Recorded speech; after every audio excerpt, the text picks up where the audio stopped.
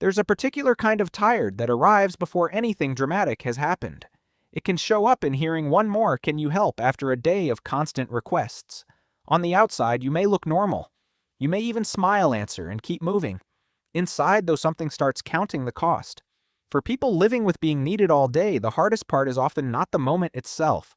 It is the small expectation wrapped around it. Respond. Explain. Be easy. Be available. Make everyone comfortable. Other people can misread that response.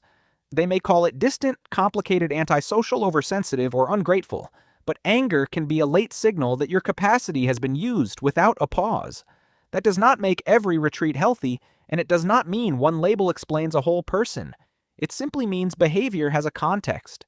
Sometimes the thing that looks like a personality flaw is a person trying to create enough room to hear themselves think. Think about the ordinary version of this.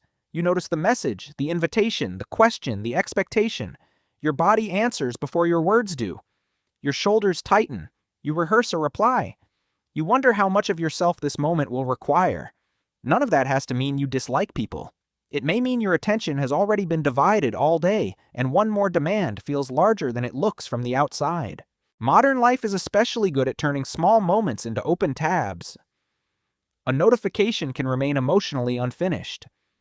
A family question can follow you into the kitchen. A casual plan can become a performance of being the right kind of friend. The issue is not that connection is bad. Connection can be nourishing.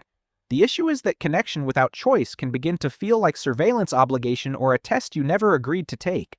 For many adults, this pattern also has a history. Maybe being easy to manage once felt safer than having needs. Maybe the people around you rewarded the version of you that was useful, cheerful, quick, or low maintenance. Maybe nothing was said directly. You simply learned to read the room.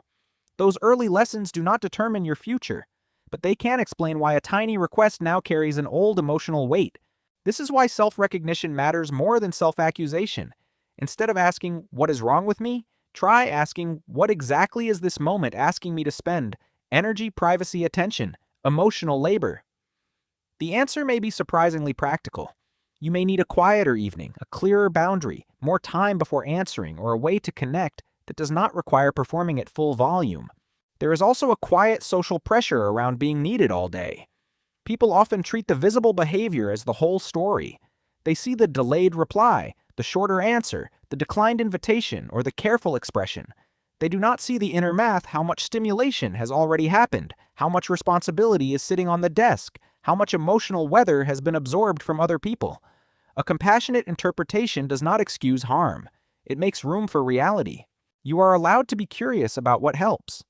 Some people need a transition ritual, a walk around the block 10 minutes with the phone face down, music that asks nothing, a shower, a locked door, or a cup of tea before re-entering conversation. These are not magical fixes. They are small ways of telling your nervous system that one chapter has ended and another can begin. The point is not to become perfectly calm. The point is to become easier to find.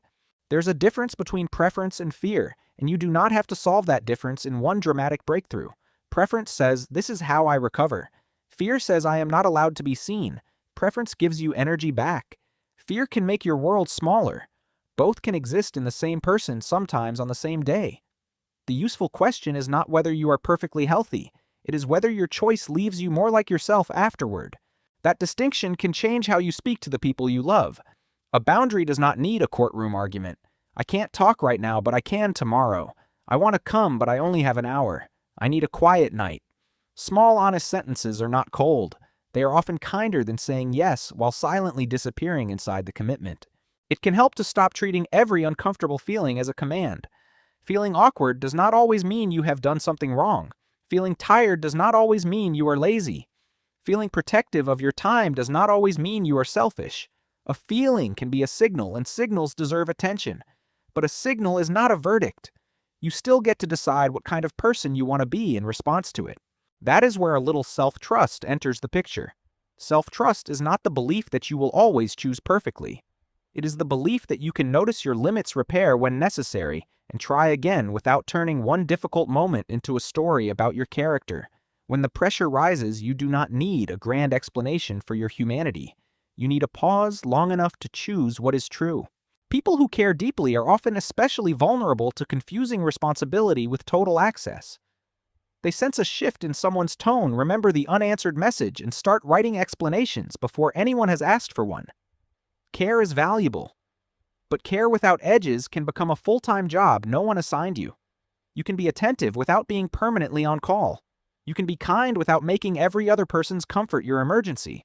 A more spacious life is usually built through ordinary repetitions. You answer later and survive the discomfort. You name a smaller plan and the relationship remains. You take an evening for yourself and discover that rest does not erase your value. These moments can feel almost too small to count. Yet they are how a nervous system learns a new association. Connection can include choice, and choice can include warmth. The shadow side deserves respect, too. When you are tired of being misunderstood, withdrawal can feel wonderfully clean. No explanations, no awkwardness, no chance of disappointing anyone. But complete withdrawal can also protect you from the very experiences that would prove you do not have to earn belonging through performance. The goal is not constant access. It is enough safe access to remain connected to your own life. A useful experiment is to make the next step smaller than your inner critic expects, not a total reinvention. Try taking 5 quiet minutes before answering the next request. Let it be specific, brief, and reversible. Notice what happens in your body when you choose it. You are collecting information, not grading yourself. Over time, these small choices can teach you that boundaries are not walls, and closeness does not have to be exhausting. This matters because adulthood often rewards people for looking endlessly adaptable.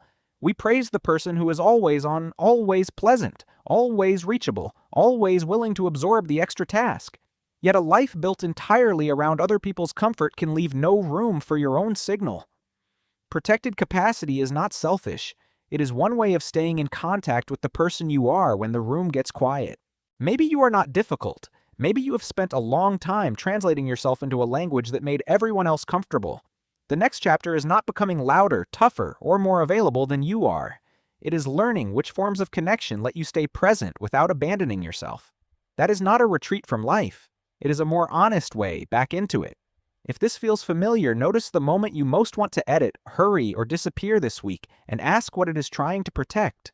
Deeply Wired is for general education and reflection, not diagnosis or mental health treatment.